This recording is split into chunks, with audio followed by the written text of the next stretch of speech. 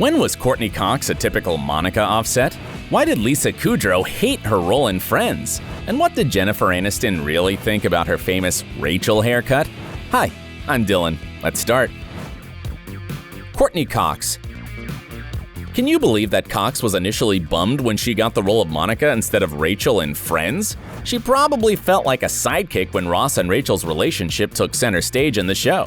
But Courtney's disappointment didn't last long, as she soon realized how lucky she was to be a part of this iconic series. And we can't imagine anyone else playing Monica. Let's admit it, she was perfect in the role. It turns out that Cox could relate to her character because they share one significant characteristic. Remember what a neat freak Monica was, always wanting everything to be in its place and making sure her spacious apartment was always impeccably clean? Well, it turns out Courtney's like that in real life. The Friends co-creator Martha Kaufman once shared that she noticed typical Monica behavior in Cox offset. She has the neatest dressing room. She even cleans up the other actors' dressing rooms because she won't go in there if they're too messy, Kaufman said. If you need proof that Cox is as organized as Monica, take a close look at the Instagram photos of her house. It always looks so tidy. As the actress is currently staying at home because of the pandemic, she must be devoting a lot of time to cleaning, but that's not the only thing Courtney's been doing. Since she has more free time than usual, she decided to binge watch Friends. It turns out that she didn't remember a lot of the show because it all happened so long ago. And in her own words, it's really good, turns out. Yeah, you think? Binge watching the sitcom allowed Cox to remember how much fun she had on the set, and how much she loved playing overweight Monica because it made her feel free.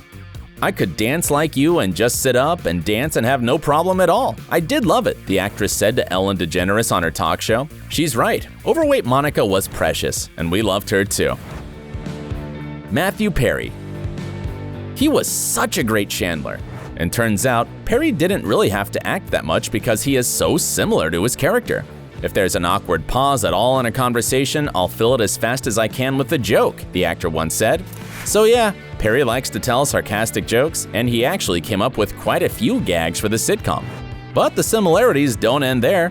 Matthew's parents also got divorced when he was a child, and just like Chandler, the actor has always felt awkward around women. Don't you think now that this character was based on Perry's life? Fans loved Chandler, and they still remember many of his jokes. Some even became classics. What's your favorite one? Share in the comments below. 3 years ago, Matthew revealed his favorite line from Friends. It was in season 2, the episode titled The One with Ross's New Girlfriend, where Joey was recommending a tailor to Chandler and couldn't remember at what age he had his first suit made for him. I was 15. No wait, 16. No, excuse me, 15, Joey said. Alright, when was 1990? And Chandler answered, okay, you have to stop the Q-tip when there's resistance. Hilarious! And as if that wasn't enough, here's one more similarity between Chandler Bing and Matthew Perry. Both of them loved Monica, aka Courtney Cox. I realized why I was funny on Friends because I was just showing off for her. She's very pretty, and I just wanted to make her laugh all day long, Perry once shared. He's so sweet. Want to learn more about his real-life relationship with Courtney and his other cast members? Then watch our video, Friends, do they love or hate each other? And meanwhile, let's move on. Lisa Kudrow. Can you believe she hated her role in Friends? And before you're too shocked, let me reassure you, I'm not talking about Phoebe. Kudrow didn't like playing her twin sister Ursula. In case you didn't know, this character originated from another sitcom, Mad About You, that featured Lisa as the slow-witted waitress Ursula. The audience liked her, and Friends writers decided to make a sort of crossover and brought the character in, creating a storyline where she was Phoebe's twin. Or should I say, evil twin. Turns out it was challenging for Kudrow to play the scenes with both Phoebe and Ursula. The show's executive producer, Kevin S. Bright, explained, in a way, she might have made it more difficult for herself because her double was her actual sister, Helena. I think feeling the stress she put her sister into by being the double was more in her head at the time, so those scenes were a little bit tricky to shoot. But despite those challenges, Lisa loved playing Phoebe. Although some viewers might think of her as a silly girl, she takes a strong stance for her character. Phoebe's not stupid. She just has a different point of reference for everything, Kudrow once said. Seriously, if you think that Phoebe is stupid, you didn't understand Friends. Since it's the most famous role Lisa has ever played, she still gets a lot of questions about the character. Recently, for example, the Sunday Times asked her what Phoebe would do during the quarantine. Kudrow replied that she'd spend time with her husband Mike and would get a new hobby. I feel like if they'd had kids, she would be militaristic about creating art, the actress said, so their place would be overrun with huge, outlandish projects. Do you think that Phoebe's artwork would include the likes of Gladys, or would Mike encourage her to create something more child-friendly? Matt LeBlanc. Like everyone else, he enjoyed being in Friends. It's funny playing a bad actor on the show, LeBlanc said. It cracks me up. It can be hard to differentiate between the way I approach a scene as Matt and the way Joey would approach a scene. Yeah, they certainly have very different approaches. But at the same time, LeBlanc's real-life struggles paralleled his character's storyline in a big way. Just like Joey, LeBlanc struggled to find a job in New York at the beginning of his career. He didn't have a side job like many aspiring actors do before they land a promising role. And he only had $11 in his pocket when he finally landed the role in Friends. And remember how Joey got a hernia in season 6 but couldn't go to a doctor because he didn't have health insurance? Well, just like Joey, Matt couldn't afford his health insurance either. He got creative solving that issue, and he even filled his own tooth once because he didn't have the money to visit a dentist. So LeBlanc could definitely relate to his character's struggles. And he loved Joey very much, despite him being slightly dim-witted. I'm proud of him, the actor admitted. He changed my life. But when it comes to Joey's nature, Matt couldn't be more different. People always ask me if I'm alright, because I'm much more low-key and reserved than my character in Friends. They think that I'm depressed, or I'm sad, or upset, LeBlanc said to The Guardian. It's easy to assume that the actor and the character he's playing are the same, but you see, it doesn't always happen that way.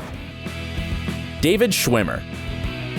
Ross and Rachel became the most iconic sitcom couple ever, and them being on a break was a crucial part of their relationship. It's even hard to imagine a scenario where their separation didn't happen. But actually, it nearly didn't. The show writers didn't plan all this will they, won't they drama. They wanted to keep Ross and Rachel together, but then they realized that they needed to add some intrigue to the show. It allowed us to have fun with the show and give people something to root for, executive producer and director Kevin S. Bright said. Of course, we were happy to see Ross and Rachel finally getting back together at the end, but there was at least one person who didn't want them to reunite, at least for a while. Shockingly, it was David Schwimmer. I want Ross to find another relationship away from Rachel, the actor once said. Like, what? But don't hate him, because he was quick to add that he wouldn't mind them getting back together and getting married eventually. Phew! No one can argue that David was perfect as Ross. Sure he was. The role was actually written with him in mind. But there was a problem. Schwimmer actually passed on the sitcom when they offered him the role for the first time. Can you believe he almost missed this opportunity? When they got a no from him, the show creators auditioned a few other actors, but no one seemed to be as perfect for the role as David. So they came back to Schwimmer, convinced him to take a look at the script, and he finally said yes and never regretted it. We all know how lucky we are to have a great job. We enjoy each other's company, and that's all I need to keep me happy, Schwimmer once shared. Isn't it amazing how one show can change people's lives? Jenifer Aniston. Even though now we think that she was born to play Rachel, things could have gone in a completely different way. For a while there, even the show creators didn't know whether they could keep Jenifer in the series. The thing is, Aniston was actually acting in another sitcom, titled Muddling Through, which aired on another network. If that series had succeeded, Jenifer would have had to leave Friends, and they'd have to reshoot all the episodes they'd already made with her. It was a rare case when the failure of one sitcom could consolidate the success of another one. We were holding our breath the whole time looking at the ratings, Friends co-creator David Crane explained. You never wish ill on another show.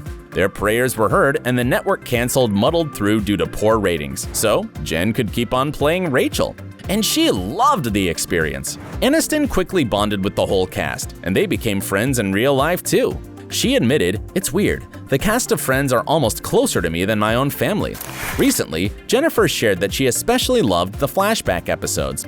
I always loved when we would have things like flashback to Fat Monica and Rachel pre-nose job and Ross with his afro, she said. Yeah, and we loved them too. But still, there were a couple of things about the show that Aniston didn't really like.